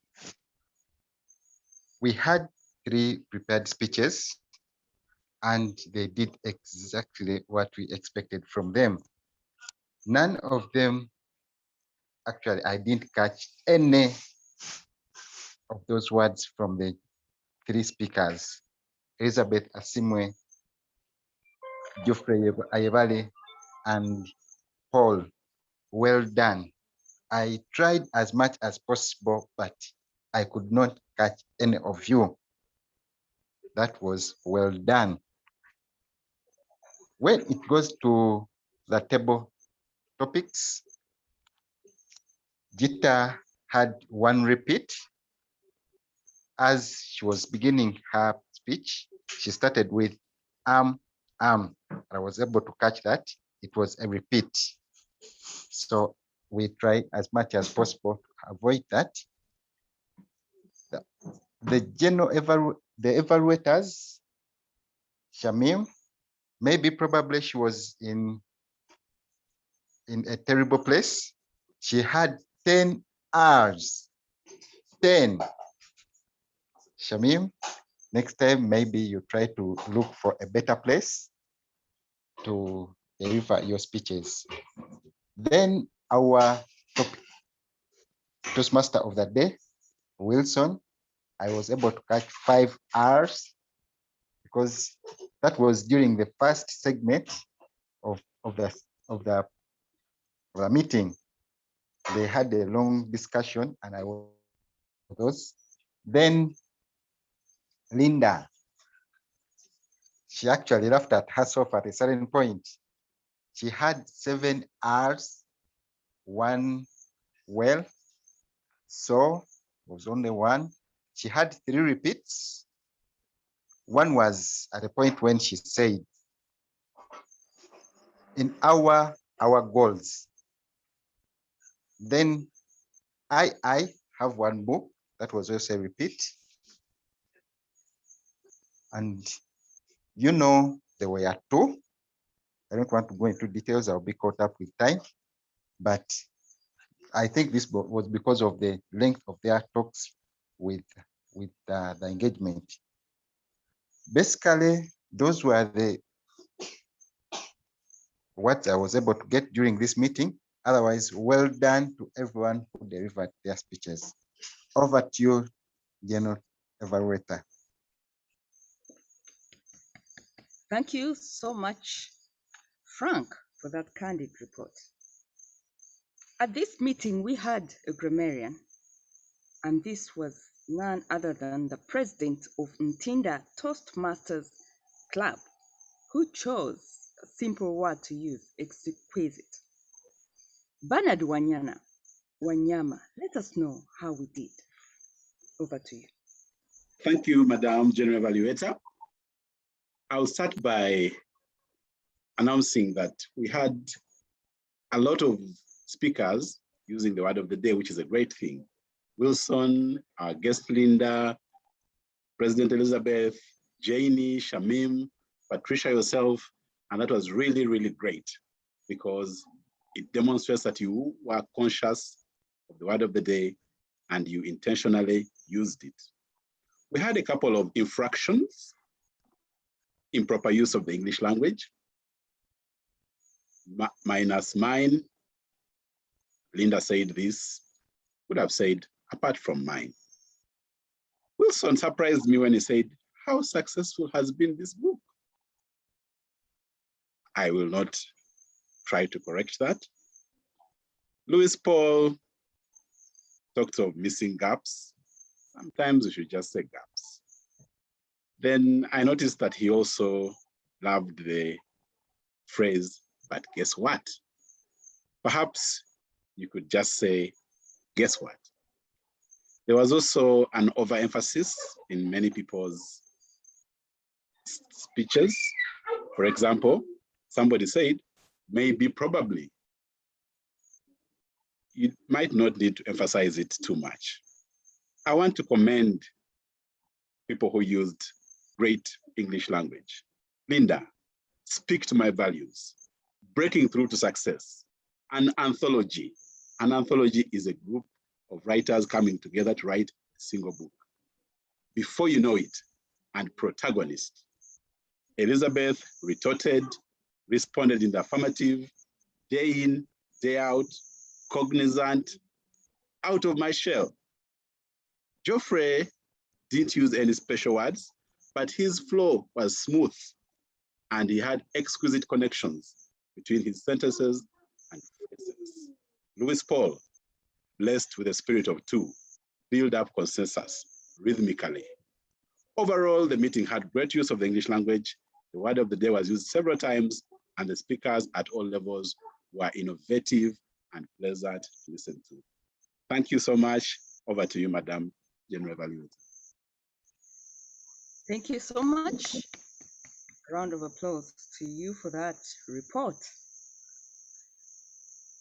In Toastmasters, time management is key, and that's why we have a timer. Our timer this evening is Olivia Newbold. We started right on time, and that was observed. It's 7:50 right now. Olivia, let us know how we are doing on time. Over to you.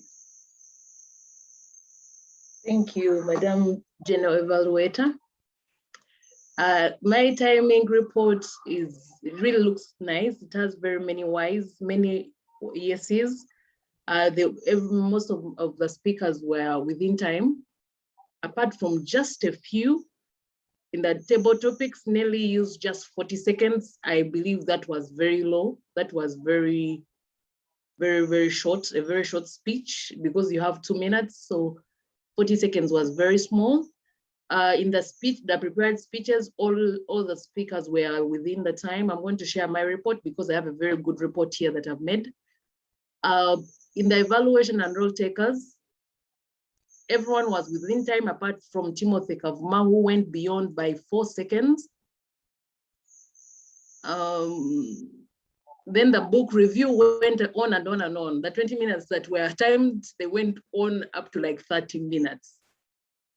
No, like 28 minutes. That is my report, Madam Evaluator. Over to you.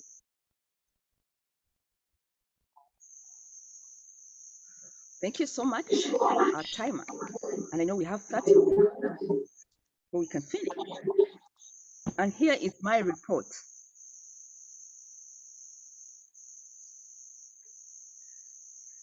Congratulations once again, Kampala Executive Toastmasters Club. I want to congratulate you for having an exquisite meeting. I have enjoyed every part of this meeting, and I will tell you why. The meeting started right on time with our acting president, Gilbert, is expected in this meeting. He introduced the Toastmaster of the day, Wilson Asiimwe, our division director, who also has done well by running this show. I'll tell you what you did well, Toastmaster Wilson. I love how you expedited your theme, and you actually told us how you achieved objectives and how you fought the biggest enemy. You drew your inspiration from the book How to Get Rich by Donald Trump. I've loved the creativity throughout this meeting. I liked how you conducted the interview with our author on board, and that was a very great innovation. Congratulations, Kampala Executive. With the help of our Toastmaster of the Day, we have something new in our club. I love how you conducted the table topics. It was also a creative way out of the normal way of doing things. This was something new, different, and it was engaging because everybody had to think of a topic impromptu and also answer impromptu, which was a good innovation. When it comes to the book review, our guest author was our own Toastmaster, and we have drawn lessons from her book as well. It was a great introduction, and I love the views and lessons. And I believe that we all need accountability partners if we have to achieve our goals.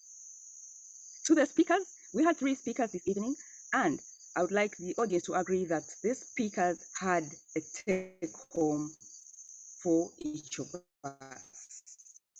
From our very first speaker, at least we know that anytime, anywhere, be able to answer the question.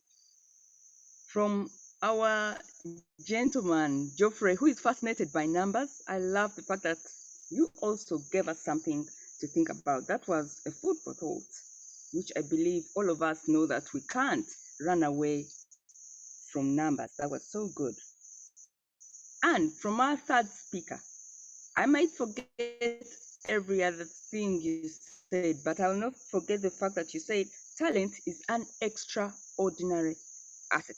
And you also gave us something to think about. Are you an asset or a liability?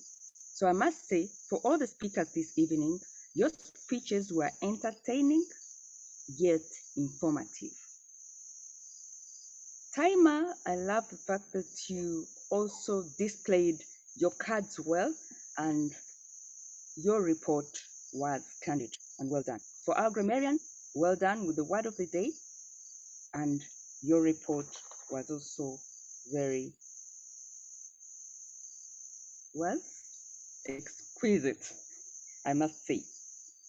For all the evaluators, I could see that you were in sync with your speakers because you were well conversant with the speech projects and the objectives. And I love the fact that you were able to give feedback and areas of improvement to our speakers, which I believe the feedback did not only benefit the speakers, but to all the Toastmasters who listened to you had a leaf or two to pick from your evaluations. A counter, well done.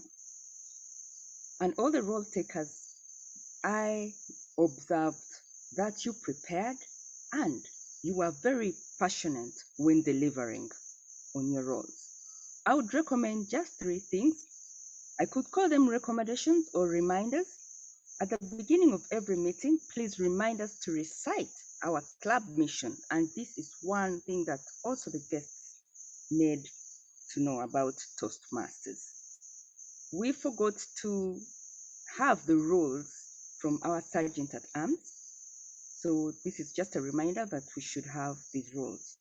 And just to remind all of us here on this page today, now that we know that numbers rule the world, we need to improve when it comes to attendance or participation.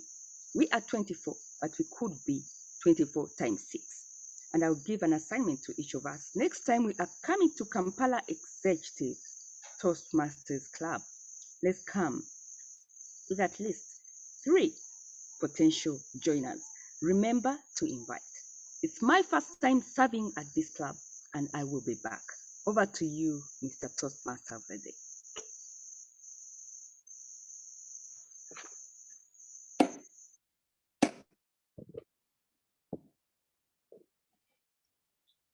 Thank you very much, Toastmaster Patricia Nanteza, for that detailed evaluation of this meeting. I would like to appreciate all the role takers, including our grammarian, who thought that I used this phrase wrongly. How successful has been your book, or this book? I thought that was correct. And I've been checking it, and I think it is correct. But thank you very much. You have stretched me. I have enjoyed this meeting, ladies and gentlemen.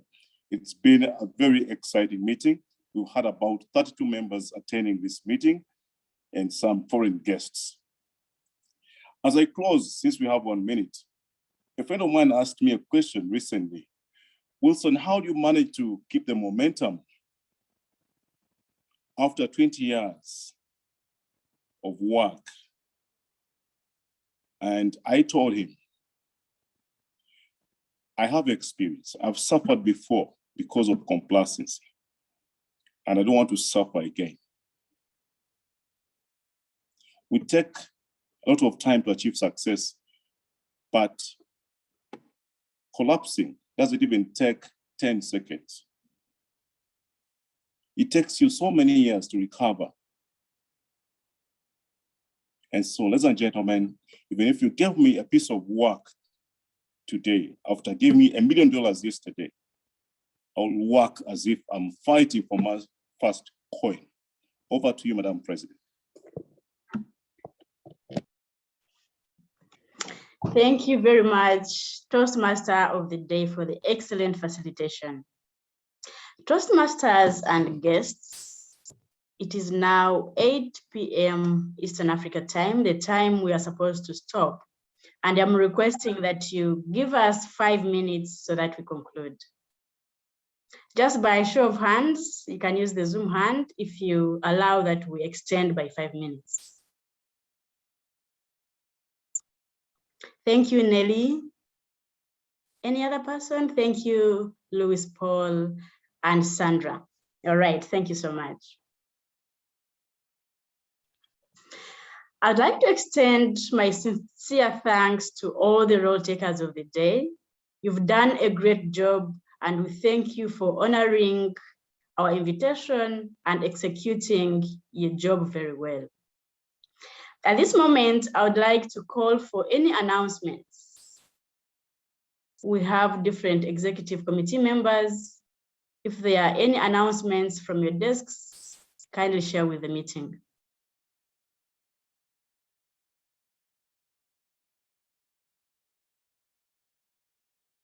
Our treasurer, Toastmaster Wilson, anything from the treasurer's office? Yes, thank you very much, Madam President. This is a season where we're supposed to renew our membership, and you heard from our acting president today. The fee is 230,000 shillings for people who are renewing, and for new members, it's 280,000 shillings.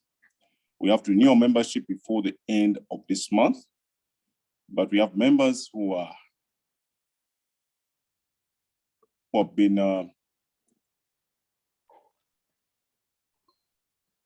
sorry, Madam President, we have members who are signed up to the end of March next year. But for those who joined before June, we're supposed to renew our membership before the end of this month. Over to you, Madam President. Thank you very much, the treasurer. Vice President Education, Brenda, are you around? I cannot see Brenda. Paul, VPPR, anything from your desk?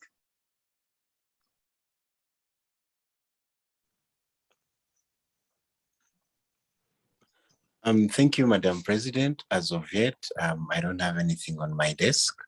I was expecting VPPR education to be on, at least to mention something. Thank you. Okay, thank you very much. Generally from the club, and as you may know, the contests are up and running and preparations are underway. This is to encourage you all Toastmasters to prepare for the contests so that we shine as Kampala executives, and those from other clubs, please make your clubs shine. Thank you so much. At this time, I would like to announce the winners. Area Director Timothy, any update from your end? I do not have any update. The only update that I would have had would be one about the contests, but that has really been well captured by the president and the renewals which were announced by the division director. So for now, none from my end. Over to you, Madam President. Okay, thank you very much, Timothy. Now, announcing our speakers, our best speakers today. The best speaker of the day is none other than Toastmaster Louis Paul. Please join me in congratulating him.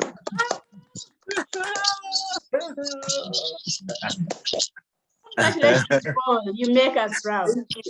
Thank you. Thank you. All right. Heading to the best table topic speaker, the one who has emerged the best is none other than Toastmaster Rita Mwima. Join me in congratulating Rita. Congratulations, Rita. Happy to know. Thank you. All right. Now going to the best evaluator, it was a tie between Timothy Kavuma and Hope Kansime. Please join me in congratulating both.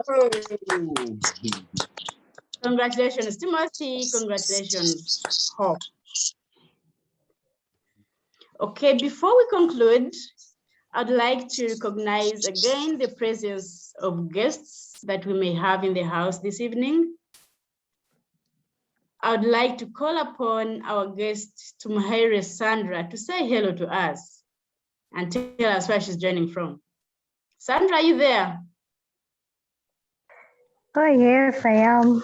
Thank you so much, President.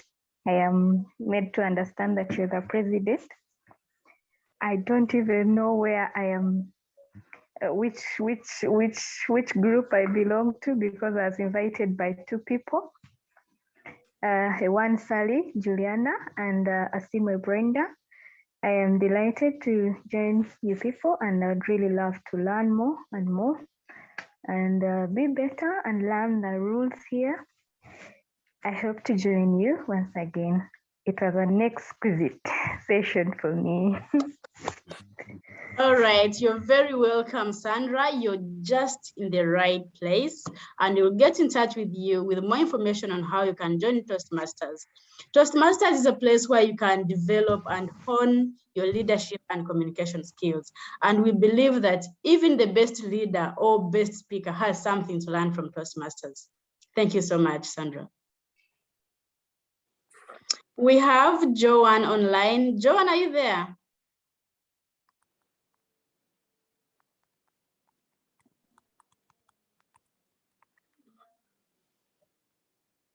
Okay, looks like John is not on. And we have a visiting Toastmaster, Samuel Kamwana, all the way from Kilele Toastmasters Club in Kenya. Samuel, do you want to greet us? Hi, Kampala Executive Toastmasters. As mentioned, my name is Samuel Kamwana from Kilele Toastmasters in a small town in Nyeri, called Nyeri in Kenya. That's next to the mountain, next to Mount Kenya.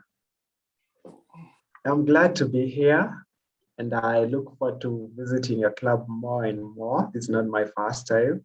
It's always an exquisite pleasure being here. Thank you, and back to you, Madam President. All right, thank you, Kamwana, and please visit again. Toastmasters and guests, ladies and gentlemen, if there are no other announcements or any other information, I would like to inform you that our next meeting will take place on the 24th of September. Please join us again. And without further ado, I would like to declare this meeting closed. Thank you so much. Can we have a photo moment? Why not? Please Those turn are on it. your cameras if you don't mind, and I'll take the photos.